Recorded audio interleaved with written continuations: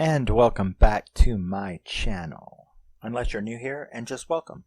My name is Rusty, and this is me channel where I talk about my favorite movies, mostly horror, and my favorite music, mostly metal, and we are going to talk about Talk to Me. Now, this is the 4K Blu-ray digital pack set that I got, so that was cool. It was actually cheaper. I got it brand new. It was actually cheaper than the... I'm a good shopper. Be a good shopper. Don't listen to what people say. Just shop around. This was something. It was like whatever it was on Amazon, whatever it was on Walmart, and yet I found someone selling it for like $5 cheaper on eBay. Brand new, still wrapped. Everything worked. Digital, everything. So I lucked out on that. It was $5 less than the Blu-ray digital combo. The 4K combo was $5 less than just the Blu-ray combo. So I really scored a deal from somebody who was selling it for whatever reason. I don't know. I don't know why people sometimes have deals like that. You think they stole it? Like it didn't cost them anything. So somebody gave it to them as a gift, and they're like, oh, well, I see it's going for $25, but I want the money now, so I'll sell it for $20. I don't know. Now, this movie was directed by Philippou and Michael Philippou. It was written by Philippou, Bill Hinzman, and Daley Pearson.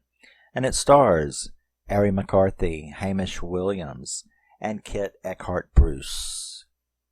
Yes, it really is. It's an acceptable hour and 35 minutes long.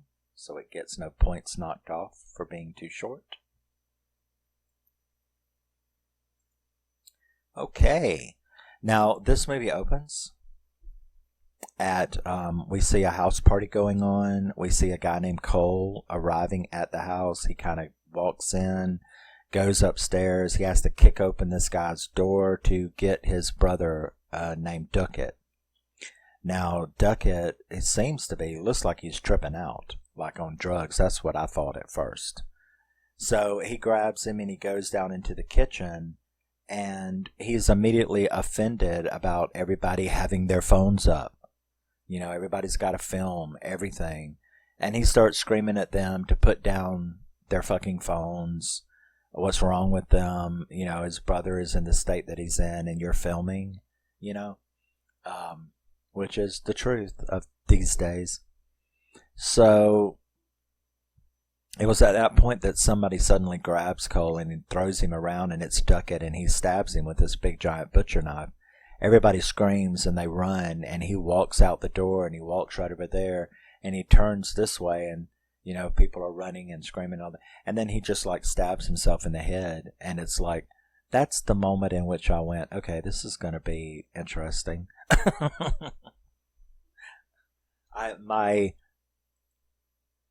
We immediately stepped up because I'm like, okay, that was fucking good. That was intense. So, yeah. So now we see a girl named Mia. She's at a Day of Remembrance celebration for her mother. Her mother's been dead for 2 years. She is then asked by someone on the phone if she can pick up Riley. So she goes and picks up this little kid named Riley and takes him back to his home. And that's where we meet Riley's mom. We meet his sister Jade. And Mia is very, very close, almost like a family member to these people.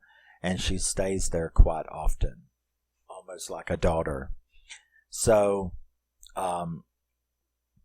later on, we see that Jade is going to sneak out with this boy to go to this little party, house party. These kids do a lot of partying. But she's going to sneak out. Mia and Riley know this, and so they sort of blackmail her to take them with her to this party. Otherwise, they'll tell the mother.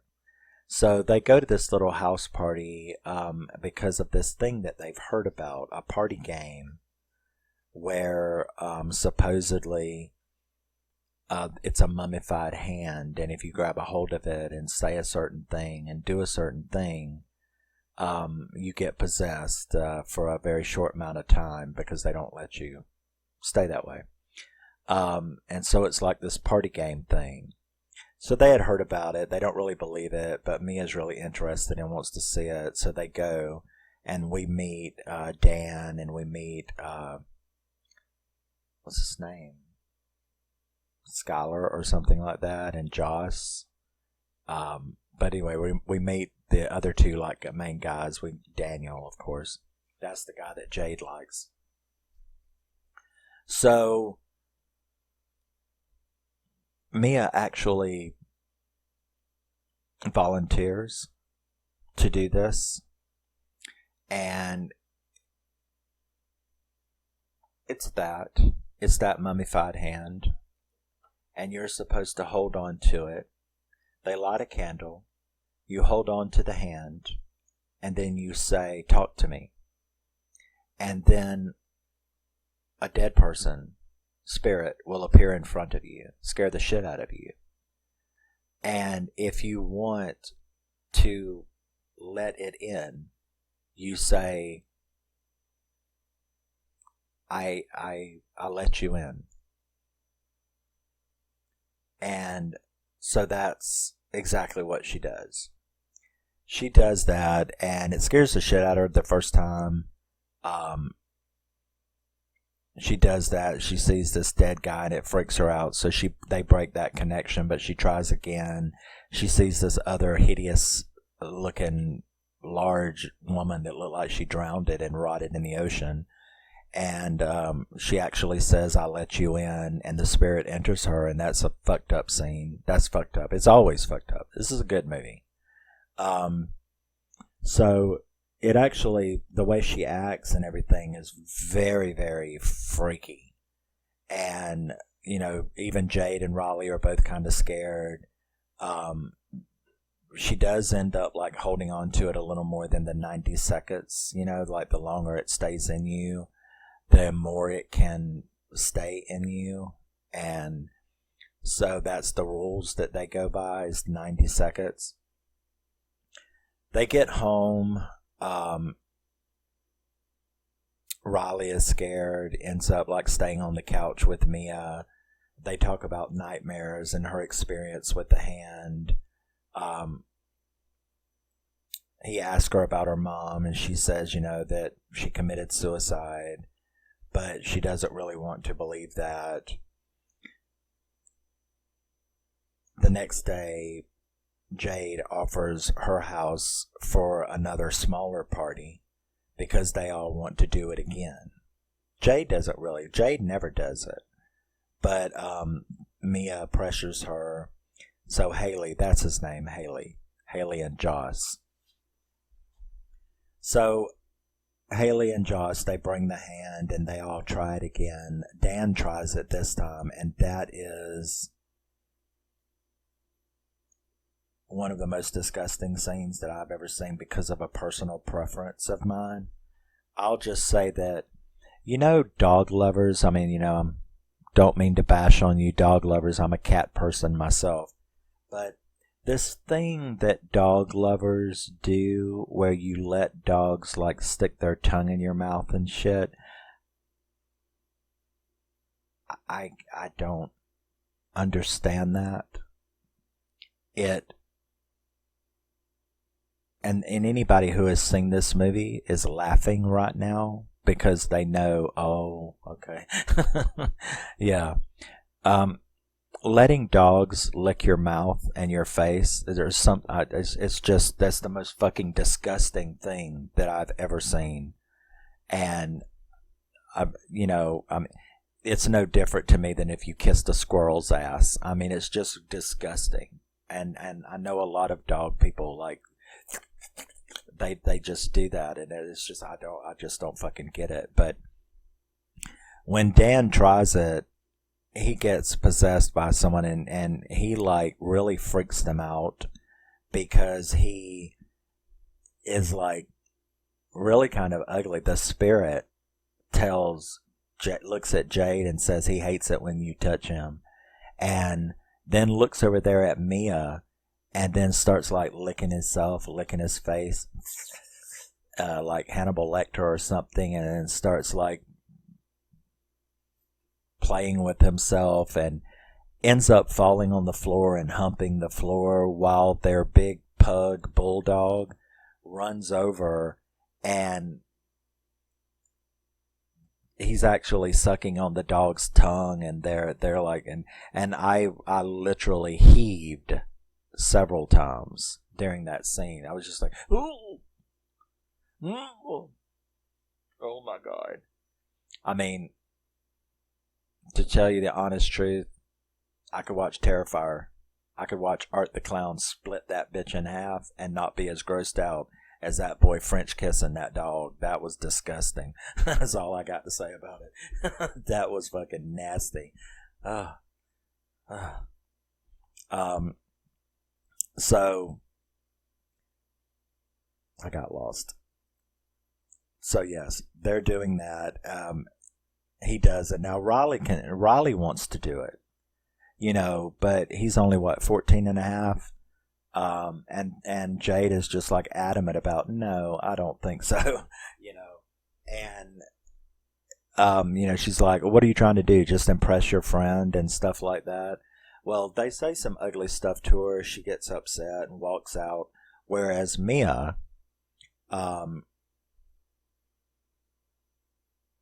yeah, I'm fisting to say it, but Mia ends up like going, okay, I guess it's all right. And he does it. And at first, when he's in there, when he gets the spirit, it's Mia's mom, her dead mother's spirit, or something claiming to be. And this really freaks Mia out because, you know, it's using her nickname, and it's telling her she was sorry, that she didn't mean to do it and hurt them and stuff like that. So Mia sort of interferes with the other two guys, Hayden and Josh, getting, you know, blowing out the candle and breaking the connection. And as soon as it goes past that 90-second point, you know, it turns ugly, and Riley starts like smashing his head into the table. And then his whole chair and all, because, you know, you're always tied to a chair so that you can't go crazy. It didn't stop him.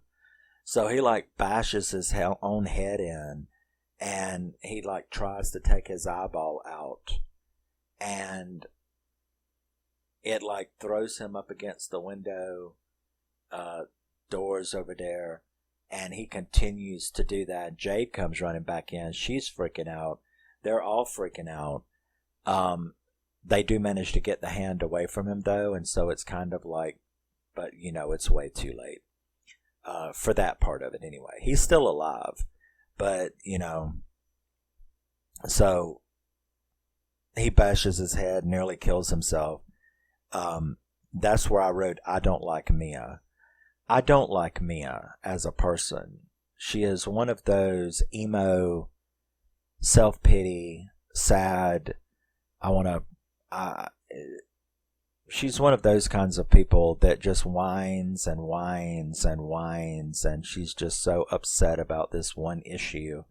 I'm not saying that the mother dying isn't an worthy issue, but good God, it's been 2 years, and it's just, you've just let it manifest into this personality type where you take risks, you do this really bad stuff, you nearly get this kid killed. All because of your whiny fucking mommy issues. And so I really don't like Mia at this point in the movie, and never more. I don't like Mia. Not the actress playing the part, and not the part itself. It's great. It's just a hateable character, in my opinion. The cops come. Jade has to tell the mother. Mia's not allowed over. They, of course, blame her, which rightly so. Mia goes home to her dad. Upstairs, she starts to see visions of her mother. She also has the hand with her. So I thought she was going to, like, do it herself, but she didn't. Um, Jade is, of course, very angry at her now. She's been banned from Riley's house. Mia keeps seeing these visions of her mom.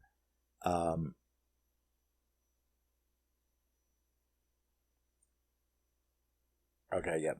Takes Dan, ends up coming back to her house because she tried to go to the hospital, and of course they did not want her there.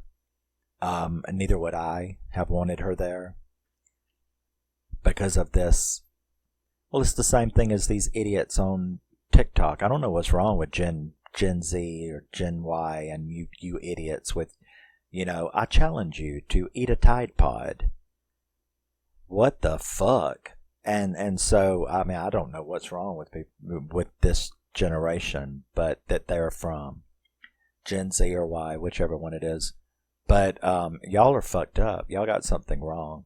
I mean, basically, literally, all anyone has to do on TikTok is tell you, I challenge you to eat a Tide Pod, or I challenge you to jump off a 3-story building naked, and you will do it while filming it for TikTok. There's something seriously wrong with you people, and that's why I don't like Mia, and it's why I don't like this thing. You go to the party and you're fucking with the occult and having go eat a fucking Tide Pod and shut up. So we see Jade and Mom have a issue in the parking lot. They're obviously, got some tension because she blames Jade as well.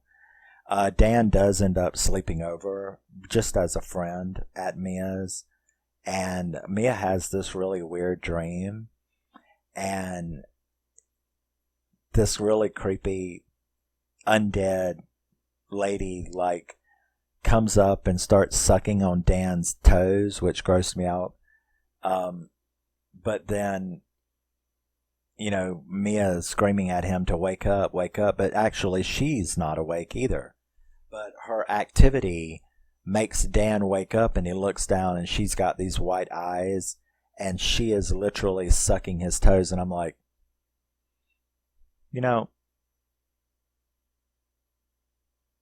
as an actor, I would have limits. And this actress sucking on my toes was not acceptable to me. So there's lots of personal shit you can find in this movie that can gross you out. That's one of them. Needless to say, he wasn't happy about it either, nor would anyone else, I think, if you woke up and found somebody slobbering and sucking your toes.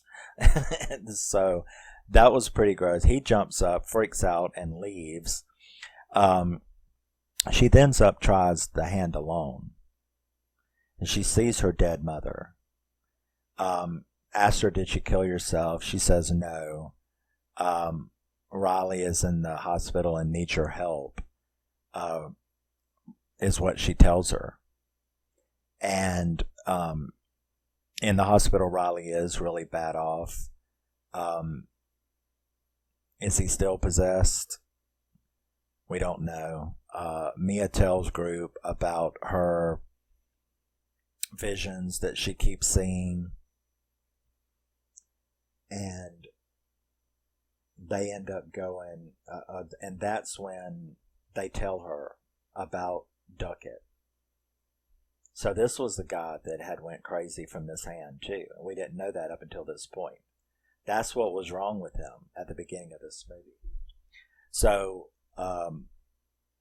Haley and Josh end up telling her about that, and they actually go to try to find Cole to, see what he has to say about this. Turns out that when Duckett stabbed him at the beginning of the movie, it didn't kill him, but him stabbing himself through the head surely did. So Duckett is dead.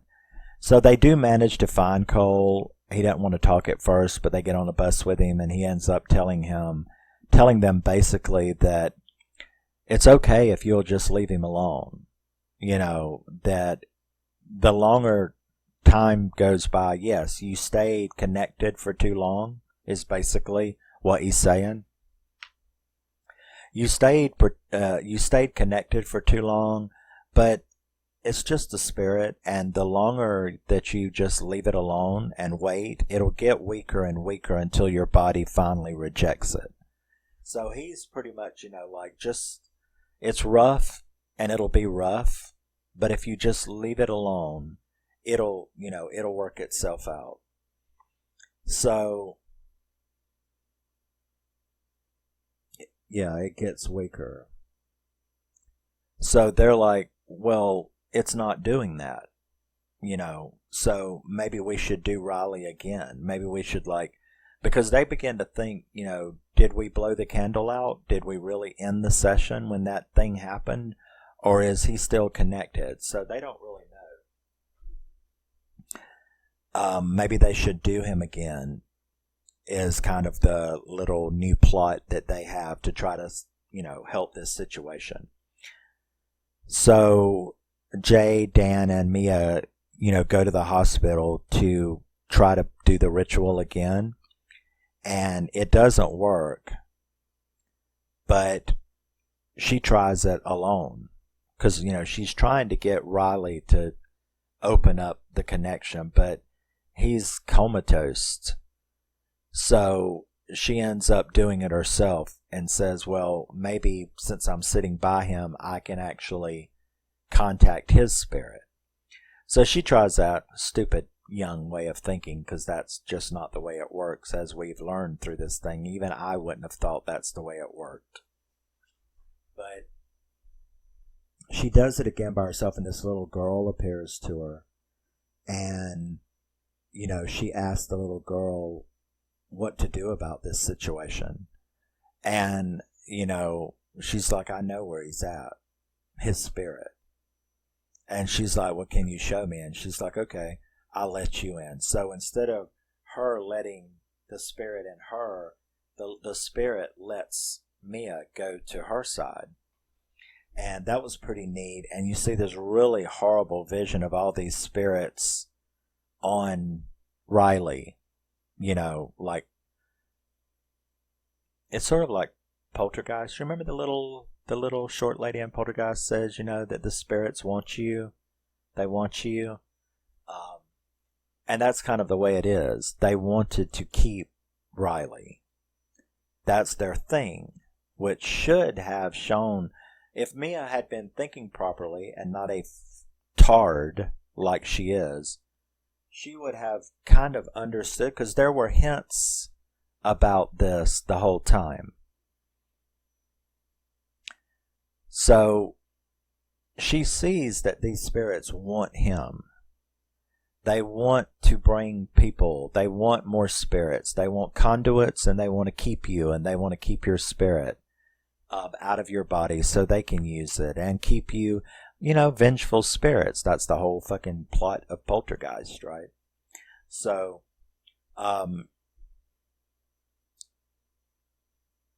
once she sees all that, it freaks her out. She breaks the connection, says we can't do anything, and gets it in her idea that the only way to help Riley would be for him to go ahead and die or something, so that they couldn't keep torturing him. So she ends up running home to her dad's, where he reads her a note that her mom had left, where she said that she did commit suicide on purpose. And then she sees but I talked to Mom's spirit, and it said she didn't do it on purpose. So we have a little conflict. And then she ends up going up to her room, where she meets her mom's spirit again. And the mom is like, he's lying, he's a liar, and he's going to hurt you, and stuff like that. Now, that's where I realized that this spirit of her mother, if it is her mother has turned evil, because her mother enlists the help of another spirit pretending to be her dad. Now, her dad is downstairs, like, looking through her bags for drugs or something. Like, what the fuck is wrong with my daughter? But upstairs in the room, her dad is banging on the door. Let me in, open this fucking door. And the mom is like, that's your dad, he's going to kill you, he's going to kill you. So I'm like, okay, this, I get it. she is trying to convince Mia to kill people so that they can have more spirit company or whatever. So this thing breaks in, and it looks like a slightly spirited, rotten version of her dad, which is what that spirit had just told her, that he's not real. He's not your real dad. That's a monster wanting to kill you. So he's like choking her. The real dad downstairs hears the noise, goes up there, breaks in her door, and sees her gagging and stuff on the floor as though she's being choked. And he reaches down and he's shaking her, trying to snap her out of this fugue state. At which point she does, grabs a pair of scissors and stabs him right in the throat. So you're like, well, that was fucked up. Because she wasn't stabbing the spirit. She just stabbed her real dad from down there. So, I was kind of like, that's what that fucking mother spirit of hers wanted. So she ends up telling her, that she needs to go kill Riley. So Mia tricks Jade into leaving hospital by saying, I've got something here you need to see. So Jade said, okay, I'll be there. She's actually sitting in the parking lot, though, waiting for Jade to leave. At which point, she goes into the hospital. She's going to try to kill Riley. So when she gets in there, the mom actually comes in and catches her, but it's like apologetic about the way she treated her about this incident. Because they had done all the tests. They knew that Riley didn't have no drugs in him and stuff like that, which is what the mom originally thought that Mia and Jade may have done, was let him do drugs or something. So Mia asked for a minute alone with him, and that's when Jade finds Mia's dad's body. Oh, well, he's almost dead. He's pretty much almost dead. He's a black guy, but he's pretty much white. Because he's bled out from that thing that he's tried to keep a hold on. So Jade now knows that Mia's a psycho, and calls her mother and is like telling her about it. And the mom's like, yeah, she's here. She's in there with Riley. And she's like, no, go. She's crazy. So she goes in there to Riley's room, but Riley's gone. And Jade shows up, and Riley's gone. And the dad shows up in the hospital, Mia's dad, and obviously dies from the wounds. So Jade goes running out and sees Mia going up a hill next to the interstate, the freeway. So she goes up there. She's like, there's a big different distance between them. So it's like, is she going to get to her in time? Mia takes Riley in the wheelchair all the way down to the Autobahn, and it's like, you can tell she's going to push him out into the Autobahn. And Jade gets at the top of the hill. She sees them down there, and she's on the way. And the whole time, Mia is like, the evil mother spirit of hers is right behind her, like going, yes, you're doing the right thing. This is the best thing for you, and stuff like that. And then, boom, it switches to the view of a person driving a car, a man and a woman, couple driving a car. And you see the person beside them hit something, and she hits something, and there's a big wreck. And you're like, oh no, did she just push Riley out into the road? But then it goes to a top shot. So it goes to a top shot, and you see Mia laying in the middle of the road. And then Mia moves.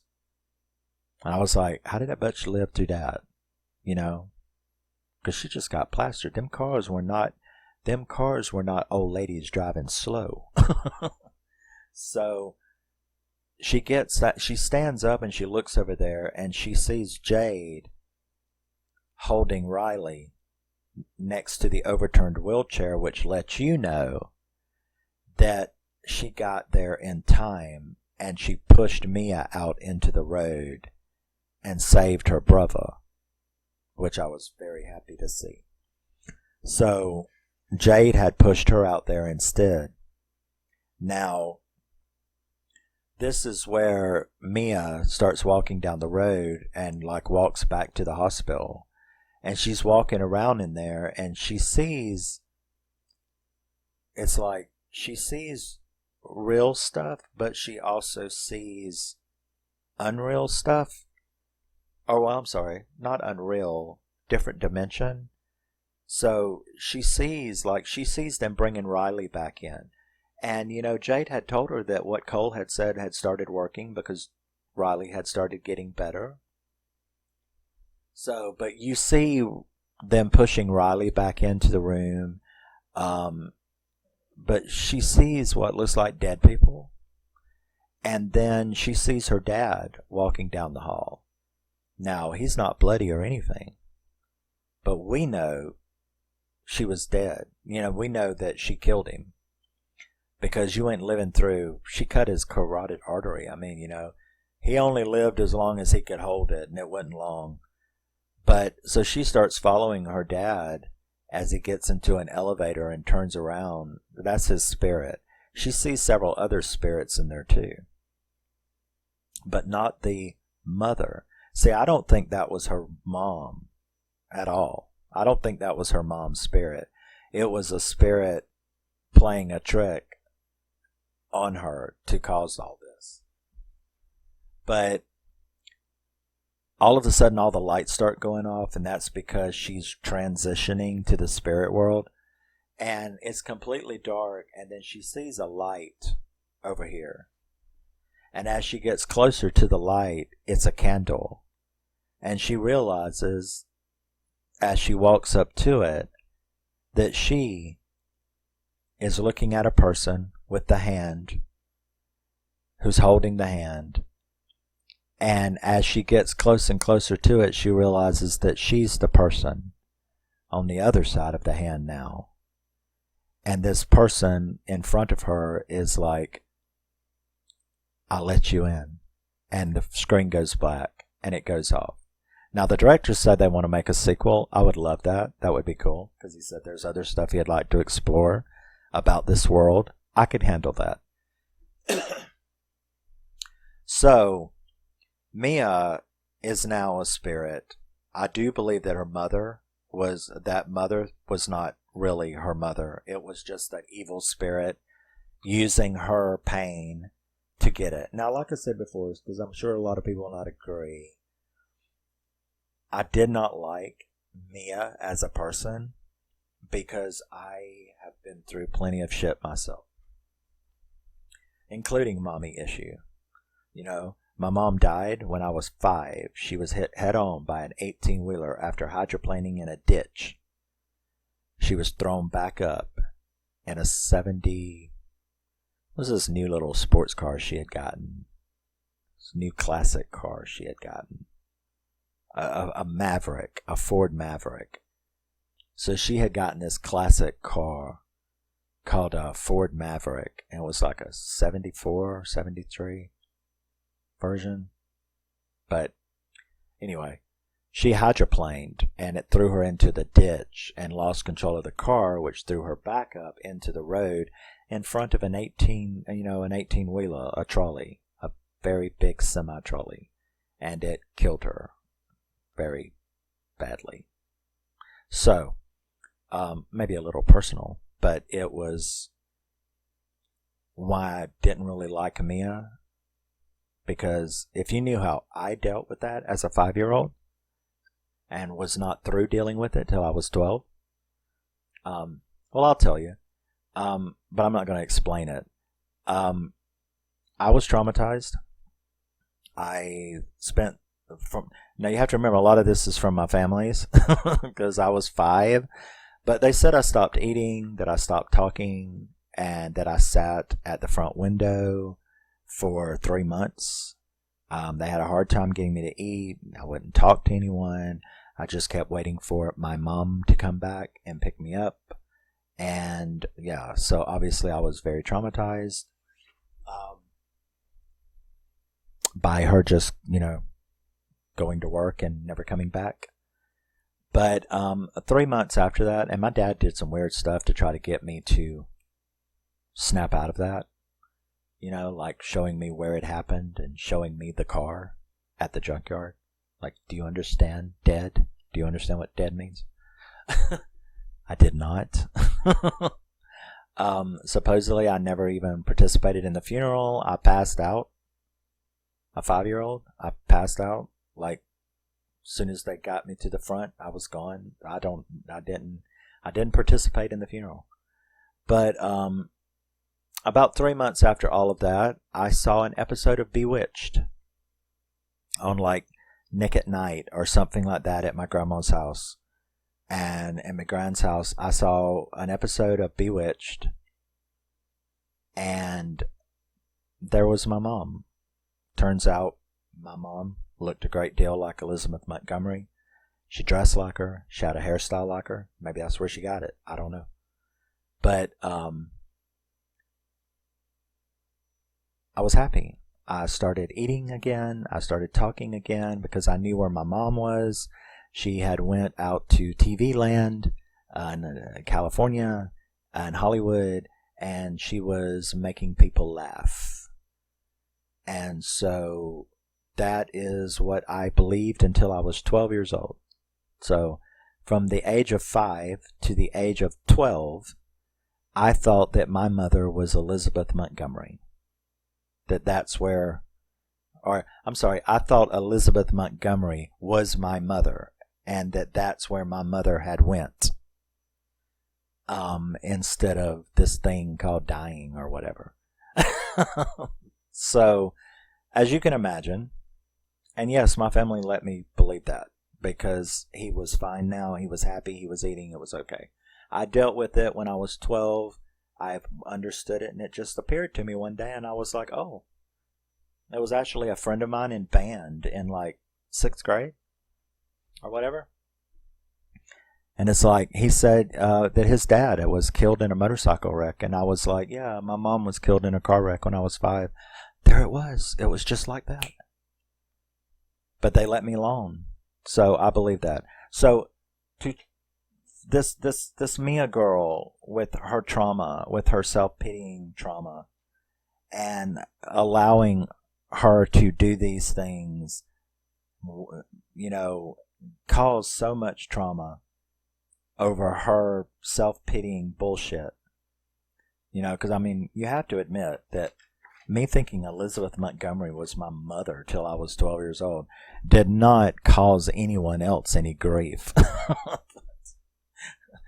People probably just thought it was funny or something, but as how he dealt with it, as a little kid. But for her to look at the trauma that she caused over her self-serving bullshit, and that just seems to be what Gen Z and Gen Y and whatever y'all are, that seems to be all that y'all do. You fucking dare each other to drink Tide Pods or eat Tide Pods, and you do it. And this girl, Mia, she fucking got this little kid nearly killed. She killed her own father, and she caused all this mayhem over social media dares, this party game, the drinking, the drugs, the way that y'all act, your generation is just fucked up. And I just did not like Mia as a person very much at all. I was glad she didn't kill Riley. And I hope she's happy in the spirit world now. But it allowed, I think her behavior allowed her to be used by these evil spirits. And I know that was a very personal conversation, wasn't it? But this movie touched me because of that. Some movies will touch you because of a personal connection. And her, with this mommy thing of hers being the foundation of this film, like you just heard, I had a very interesting mommy issue with the death of my mother. And it turned out perfectly fine. Pretty unique. You didn't want to be around me, though, later on in life when I was a grown-up and the real Elizabeth Montgomery died, because that wasn't pretty. That was a 2-week comatose in the bed kind of thing for me. But that was Talk to Me. My little 4K set. I absolutely love this movie. I gave it a 9 out of 10. Didn't I? Or an 8 out of 10? Yes. My 2 talking points, 8 out of 10. I might change that to 9. Because it's a really, really good movie. My 2 main talking points were I hated Maya as a person. Her self-serving, self-pity caused all this trauma. And my other talking point was I absolutely fucking despised the soundtrack of this movie. If somebody were to give me the soundtrack of this movie prior to me frisbeeing it across the road into the woods, I would take the CD out of the case and break it in half. Then I would put it back in the case, and then I would throw it across the room. That, of course, is just personal preference. This is my channel, my review of this movie. And as you see, I absolutely love this movie. But the soundtrack made me want to vomit on multiple occasions. It is my most hated genre of music. And unlike other movies, so I'm not really sure why they did this, but unlike other movies that are not musicals, in other words, like if you're going to do a rock and roll, the whole soundtrack is going to be rock music because that's what it's about. But so, unlike other movies that are not musicals, are musically centered, there was nothing of variety on this soundtrack. Each and every song was a house dub rap song. That is like my most hated genre of music on this planet. I would rather listen to contemporary jazz, which also makes me want to puke, but I would rather be forced to listen to fucking elevator music than house dub rap. I hate that thing. And for some reason, maybe the directors or whoever, but for some reason, every single song on this is one genre. And it happens to be the genre of music that I despise more than anything on the planet, including the Macarena, is that particular genre of music. And to be honest, I can't remember the last time that I saw a soundtrack on a film in which there was like absolutely no variety whatsoever.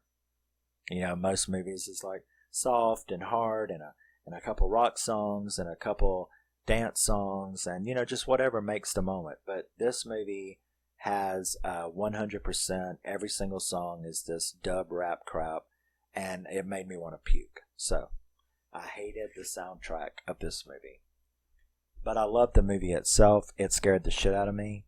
It kept me on the edge of my seat on multiple occasions. It freaked me out for various reasons. And I think it's a very, very good horror movie, and I really loved it. That was Talk to Me from 2022. And yes, I got a little personal, and I got a little off track there, and maybe offended some people, but you know what?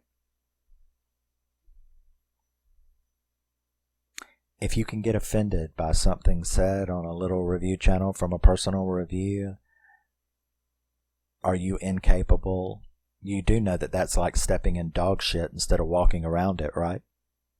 Just letting you know that if you're not capable of just, you know, having other opinions and being okay with it, then I hope that you don't have a neighbor next door whose dog likes to shit in your yard, because obviously you don't know how to step around it. Instead, you sit there and step in it and get mad about it on purpose. So, love you, miss you. Bye-bye. I'll see you in my next one, which is my October update, because I'm a month behind now. And yes, I've got to get that filmed. Love you, miss you. Bye-bye. That was Talk to Me. Loved it. Always remember, never forget, you're a very, very special person. Even if you're not an evil spirit, trying to get someone to say, you can come in. Come on in. Talk to me. Come on in. Bye-bye.